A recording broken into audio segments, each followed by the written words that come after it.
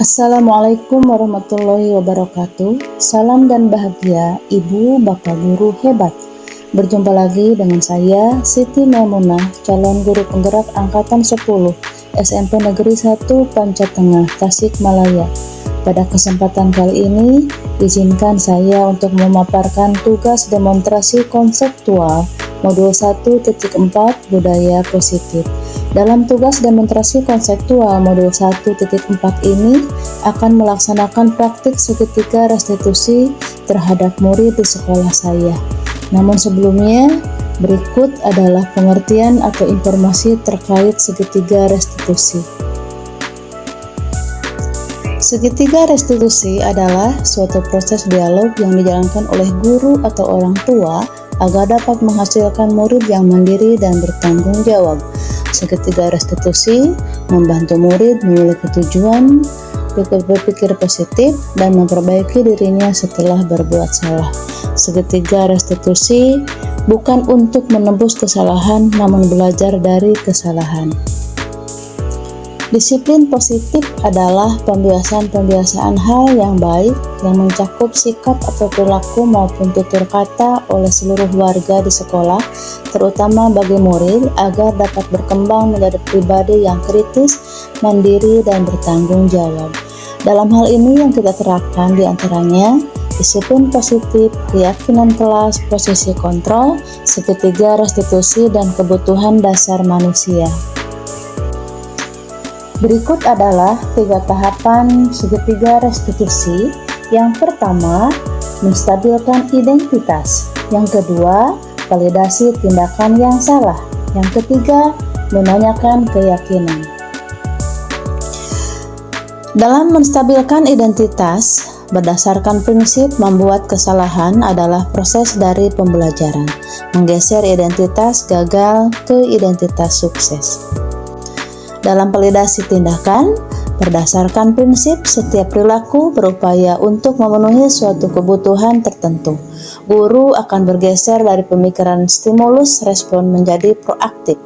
Menggali dan mengakui kebutuhan murid akan memperbaiki hubungan dengan murid.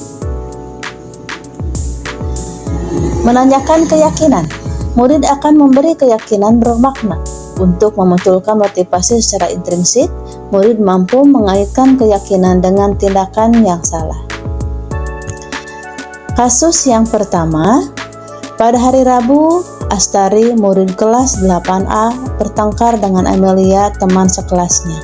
Astari mengejek serta melontarkan kata-kata yang tidak pantas, lalu menggebrak meja Amelia. Hal tersebut membuat suasana kelas menjadi gaduh dan membuat proses pembelajaran terganggu dan tidak kondusif. Ini adalah skenarionya. Assalamualaikum. Waalaikumsalam warahmatullahi wabarakatuh. Silakan masuk. Mari Bu, terima kasih. Silakan duduk. Tari, tadi kenapa kok kamu menggerak meja Amel sambil mengeluarkan kata-kata yang kotor, bahkan kamu mengejek Amelia kan? Tahu Bu, sebel banget sama Amel. Masa saya tadi terus baca ulangan matematika dan saya marah karena saya tidak terima dikatain seperti itu. Makanya saya ngatain Amel balik. Oh begitu. Kamu pasti kesel dan marah. Ibu juga kalau jadi kamu pasti apa-apa kesel dan marah karena tidak menerima dituduh menyontek saat ulangan. Lalu kamu lakukan ini semua karena satu alasan kan? Iya Bu, masa saya diam saja dituduh menyontek?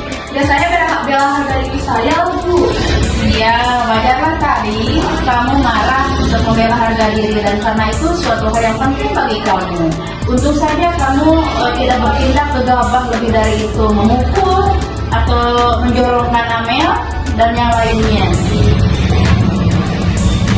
Kamu tadi memilih bersabar, kemudian tidak bersikap gegabah lagi.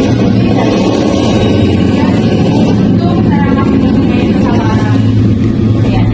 Sekarang coba lihat lagi ketika Tari sedang bengkel, sedang marah, tindakan keras apa yang mau kamu lakukan saat itu? Menghormati dan menghargai orang lain. Menghormati dan menghargai orang lain. Kira-kira kesepakatan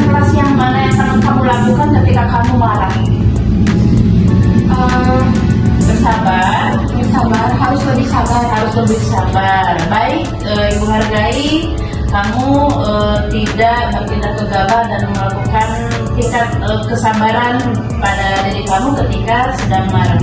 Baiklah Tari, Ibu nanti ketika belajar di kelas akan memberikan nasihat terkait kegiatan kelas yang harus kita lakukan pada saat di kelas. Kira-kira dari kegegabahan kemarin ada keinginan untuk memperbaiki ini semua atau tidak? Iya Bu, saya akan lebih bersabar dan lebih menahan diri. Ketika saya dituduh menyontek atau lain sebagainya, saya akan lapor kepada guru kelas. Baiklah, Ibu setuju. Jadi ketika kamu dituduh, difitnah atau dihina, lebih baik kamu lapor saja ke wali kelas atau kepada guru agar solusi pemecahannya dapat ditemukan dengan baik. Baiklah Tari, terima kasih atas keterangannya. Semoga kamu bisa lebih baik, bisa meyakini, bisa menerapkan kegiatan kelas dengan sempurna. Terima kasih. Baik Bu. Sekarang boleh kembali ke kelas. Terima kasih Bu. Assalamualaikum warahmatullahi wabarakatuh. Nama saya Asari, kelas 8A, SMP 1 Pancasila. Saya berdiskusi dengan ibu guru untuk menyelesaikan masalah dengan baik. Saya harus bersabar dan dapat mengendalikan diri dan harus menghormati dan menghargai orang lain. Terima kasih. Wassalamualaikum warahmatullahi wabarakatuh. Kasus yang kedua, siswa kelas 8A sering makan di kelas pada saat jam pelajaran berlangsung, terutama pada jam pertama. Padahal saya sudah sering mengingatkannya sehingga dapat mengganggu konsentrasi ia dalam belajar. Ini adalah skenario-nya. Waalaikumsalam warahmatullahi wabarakatuh. Silakan masuk.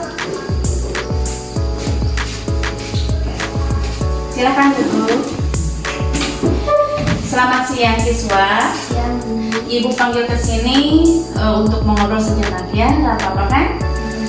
Kamu pasti nggak tahu alasannya. Ya Bu, saya tahu. Iya. Saat di kelas, Ibu sering melihat siswa makan-makan di kelas, padahal Ibu sudah sering mengingatkanmu untuk tidak makan di kelas karena itu akan mengganggu suasana belajar. Ya Bu, saya kenal. Iya, kamu melakukan ini pasti memiliki suatu alasan, bukan? Ya Bu, saya ketika mau berangkat ke sekolah tidak makan dulu karena bangunnya kesiangan. Oh, bangunnya kesiangan ya. Kira-kira tindakan kamu ini salah atau tidak? Salah. Dan kira-kira yang telah kamu langgar aturan kelas yang mana? Disiplin dan saling menghormati. Oh, disiplin dan saling menghormati. Yang pertama, belajar tidak fokus dan guru akan merasa tidak dihargai saat menerangkan, siswa tidak mendengarkan. Ya. Kemudian, menurut kamu apa yang akan kamu lakukan tindakan kelas ke depan? Saya akan memperbaiki dari kesalahan ini dengan disiplin ketika di kelas, saling menghormati saat jam pelajaran dan memperhatikan guru saat di kelas. Ya, fokus mendengarkan guru ketika Di kelas. di kelas. Baiklah siswa, mengenai kamu salah tadi ya, atau manusia berbuat kesalahan itu hal yang manusiawi karena manusia itu tidak selamanya benar juga tidak selamanya salah. Yang penting kamu ke depan ada niat untuk memperbaikinya. Kira-kira tindakan kelas apa yang akan kamu lakukan untuk memperbaiki kesalahan ini semua? Saya akan memperbaiki dari kesalahan ini dengan disiplin ketika di kelas, saling menghormati dengan fokus saat pembelajaran dan memperhatikan guru saat menerangkan. Iya. Baiklah siswa, terima kasih Ibu hargai atas niat kamu. Semoga ke depan siswa bisa belajar untuk lebih baik lagi. Ya, Terima kasih, silakan kembali ke kelas. terima kasih. Sama-sama.